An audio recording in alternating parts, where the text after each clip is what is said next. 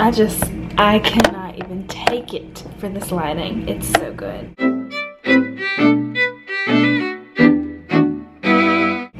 Oh. So, still in San Antonio, I had to record another video because this window lighting is giving me so much life right now.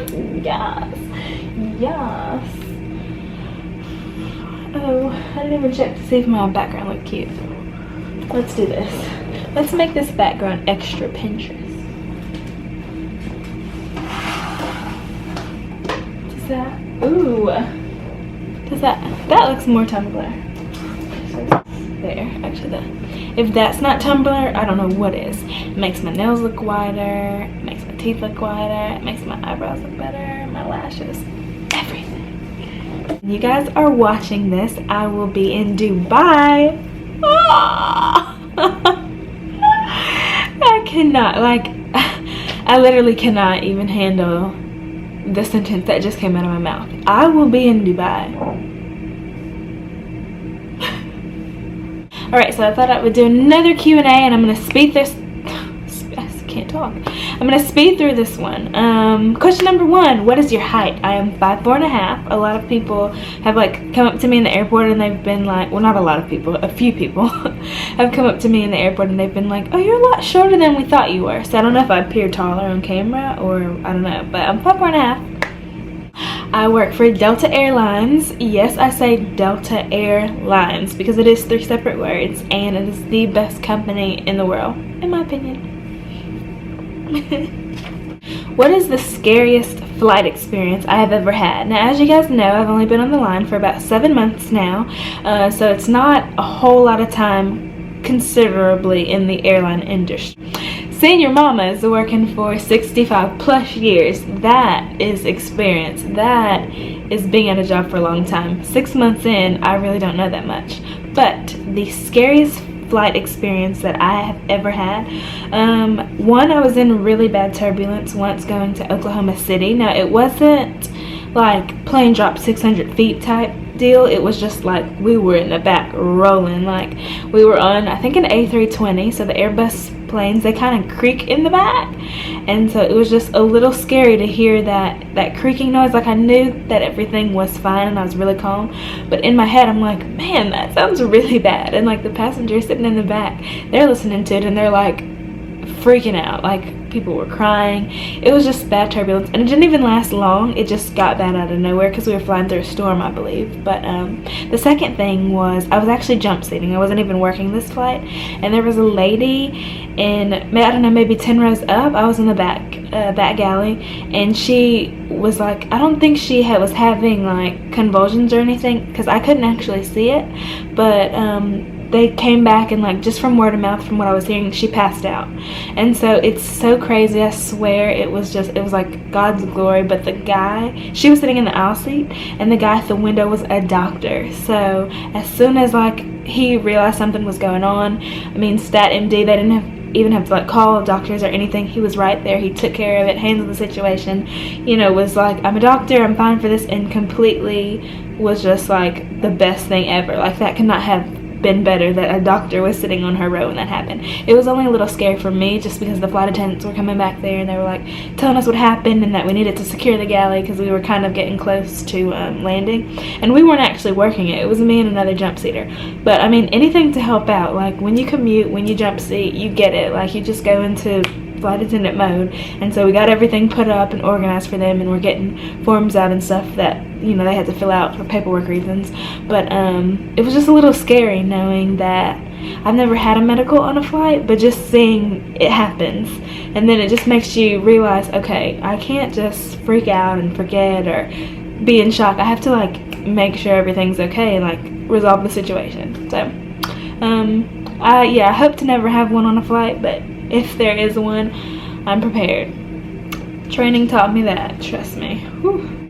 Does flying get lonely? I don't know that I'm necessarily the best person to ask this question to, because I am a Scorpio and being alone is fine.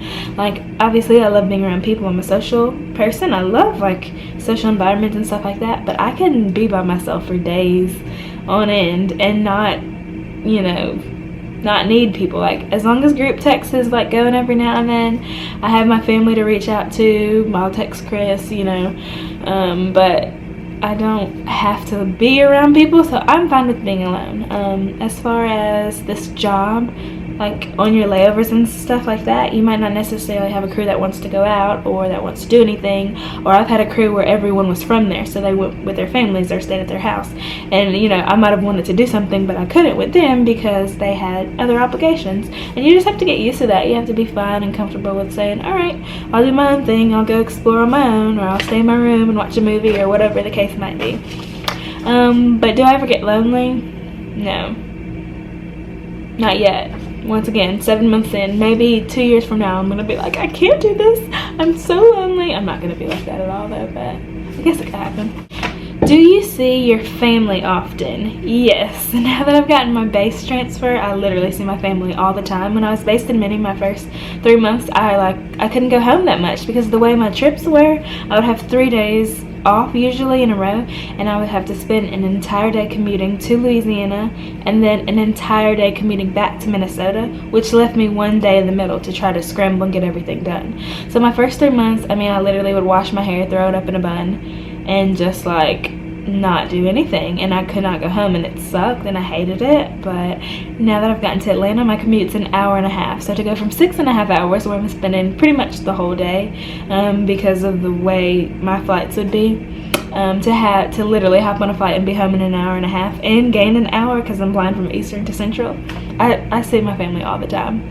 And then now that I have this job, my family that's in Sacramento, that is in Dallas, that's in wherever, I won't list all the cities my family's from, but I can hop on a flight and go see them. So that's the best part of this job, I think, is that flexibility. And just before, I never would have been able to do that. I would have had to wait till like Thanksgiving and Christmas when we all get together. But now that I have this job, I can just fly and go see them. So yeah, I see my family all the time. And that's probably why I'm in such a good mood all the time now. It's because they are my heartbeats. Oh, they are my heartbeats. But how is it balancing your flight attendant schedule and your personal life? It's not hard for me. I'm good at this. I think I'm good at this. I've gotten better now that I'm done pretty much with my transitioning phase as far as being so junior, and I've gotten my first 6 months out the way. I have figured it out, and I can finally find that balance between my personal life and my job related life and my YouTube life, and just all of that meshing into one.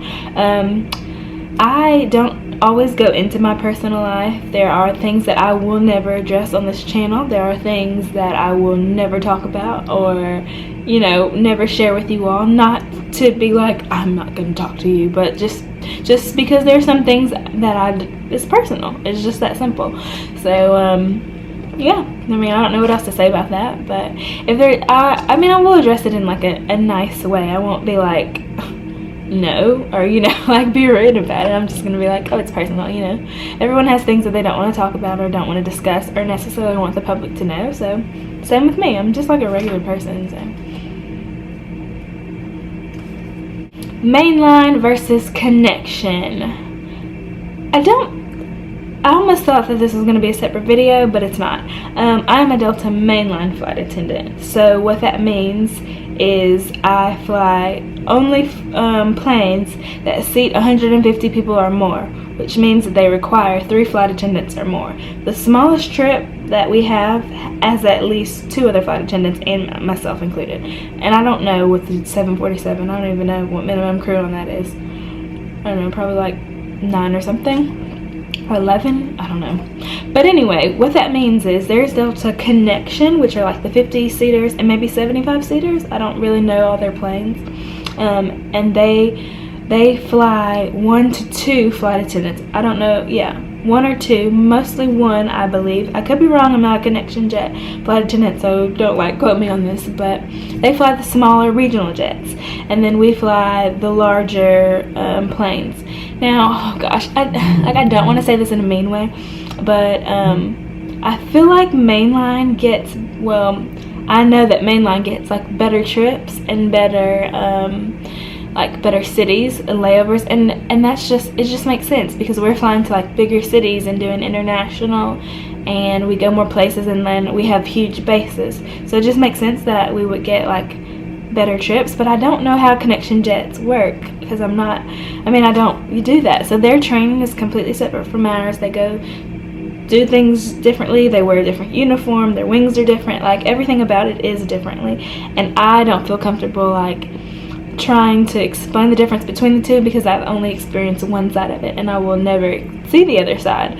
So with that being said, I am a mainline flight attendant. There is a difference, and yeah, that's pretty much it. But I don't mean this in a mean way, so like if anyone's out there that watches this that's a Delta Connection flight attendant, by all means, like, correct me if I'm wrong, or if you want to comment down below anything, because I don't want me to make it out to be like, one's better than the other, or like I'm more of a something than the other one. Yeah. Books have you read recently? I actually thought that this was a cool question. I just finished reading The Alchemist, which was really good. It was a recommendation that was left on my previous video, or my video a while back about when I did my Kindle unboxing. So thank you guys for recommending that. I really did enjoy it. There was another one. Let me get my Kindle actually. There was another one that someone left on there that I downloaded, but I haven't actually started that one yet. It's called Going Down in Flames, or Going Down in Flames. So I want to read that one next too. I started on this book called The Black Dahlia, but it was so boring, so I stopped it. And I finished Harry Potter and, which one was I on? Not Goblet of Fire, Harry Potter and the Order of Phoenix. I just finished that one. And then Girl Boss. Oh my gosh, this book is so good. Let me show you that. It's like informal, like reaching, because it's just my bag sitting right there. But this book, so good. It's so good. And it's not a self-help book. It's just like, it's the founder of Nasty Gal, the clothing company. She kind of like talks about how she got started and what she did to get her company going and everything. But the thing she says in this book, it's just so real. Like, she just breaks it down. She doesn't sugarcoat anything or make it like something that it's not. You just have to read it to kind of see how she talks, and she just dives right into it. It took me 2 days to finish this because it is a small paperback. But yeah, read Girl Boss. It's really good.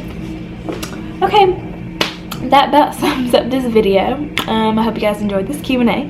I do want to mention this, actually. I have a missed call. Because I am noticing that some people are leaving comments and they're like interlapping, because I'll go back and I try to respond to every single comment, but I do miss some, so sorry. But I'm going to list videos that will be coming up. Now this could be anywhere from February, March, or April. That's how long I think it would take me to go through these. But I do want to just list them really quickly so you guys will know not to ask for them, because they are coming. Video called Am I an Air Hostess? I might do a Get Unready with me. I still haven't decided if I want to do this one or not, because I just kind of feel like it wouldn't be that great. But I'm going to do what it takes to become a flight attendant. I'm going to post my resume exactly, well, not a picture of it, but like I'm going to just read you guys my resume and tell you all what I had on mine, because I don't feel like that's that interesting, but I mean, if it helps, I'll say it. The huge one, scheduling. I'm going to post a video on scheduling and like how this works and how I bid for my schedule, all that type of things. Not in details as far as company related, but just in general, kind of how my schedule works as a flight attendant. Let's see. Pet peeves of a flight attendant, or how to annoy a flight attendant. It'll be a part 3. And then hair, makeup, and uniform regulations. Someone suggested that. I feel like that's a good one. Struggles of a flight attendant. A day in the life. Don't know if I'll do that one or not, because realistically I never really know when I can record or not on flights. Funny and annoying stories. I don't have enough to make a whole video, so that will probably be much later. And what is flying actually like? I think that's a good one. The pros and the cons of being a flight attendant. And then how to be successful on this job. So all those videos are coming soon. 2016 is going to be an amazing year. I'm so excited about this channel. I'm so glad that you guys are supporting it and loving the videos and everything. And leave any other video suggestions down below, because I am going through them and I'm keeping a list of them, and I want to be putting out really good ones, especially for 2016. So thanks for your support, and I'll see you in the next one. Bye!